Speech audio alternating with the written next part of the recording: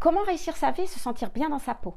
Est-ce que les gens qui vous entourent vous conviennent et vous permettent de vous épanouir pleinement? Est-ce que vous avez un travail ou des activités qui vous correspondent et vous satisfont? Est-ce que vous connaissez parfaitement vos qualités et vos défauts?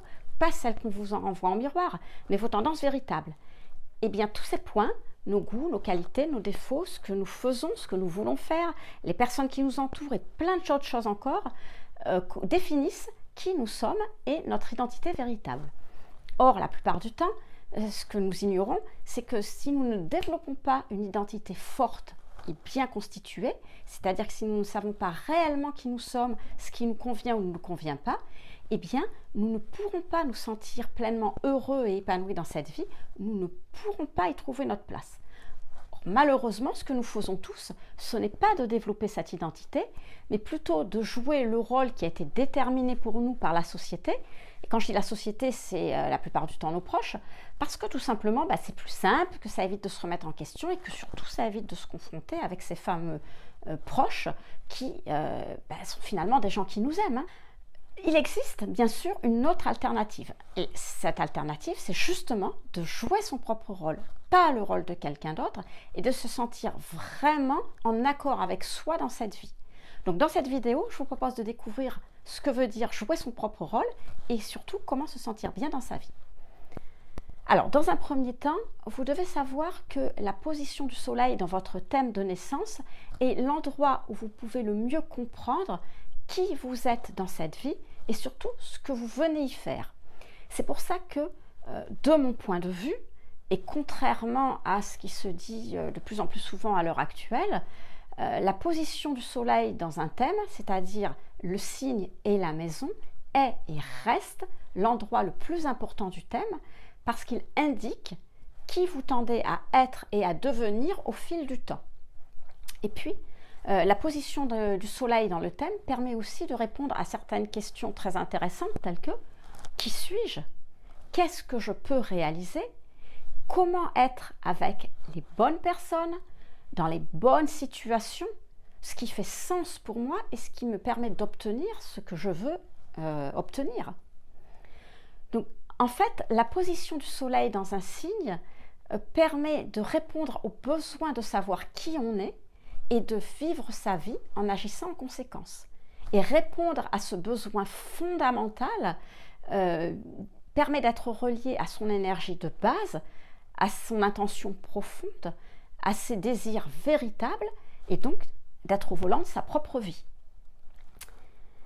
Ensuite, ce qu'il faut savoir, c'est que le signe dans lequel se trouve le soleil au moment de votre naissance, alors c'est ce qu'on appelle le signe solaire, hein, c'est ce que vous connaissez. Quand vous dites « je suis bélier, je suis taureau, je suis capricorne », eh bien ça veut dire qu'au moment de votre naissance, le soleil se trouvait dans le signe du bélier ou du taureau ou du capricorne. Eh bien ce signe solaire représente le sens de votre incarnation humaine. C'est la raison fondamentale pour laquelle vous êtes sur Terre. C'est ce que vous avez à accomplir pour vous sentir vraiment fier. C'est ce qu'on appelle, en fait, très habituellement, la mission de vie. Hein, c'est donc votre motivation principale dans cette vie. Et du coup, si vous avez une identité forte et si vous épousez votre mission de vie, eh bien vous allez ressentir au fond de vie une énergie extraordinaire. Vous allez vous sentir vraiment rayonner autour de vous et puis vous allez sentir que vous pouvez totalement accomplir et définitivement accomplir qui vous êtes dans cette vie. En revanche, si vous ne développez pas votre identité, si vous ne savez pas qui vous êtes et si vous ne vivez pas votre mission de vie, alors il va se passer deux choses.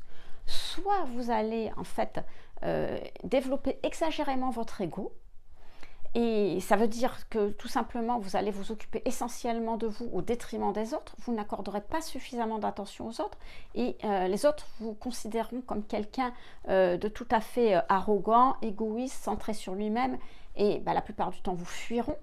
Donc vous n'aurez pas d'amis ou de gens véritables qui vous aiment véritablement autour de vous. Ou à contrario, vous ne développerez pas suffisamment votre ego.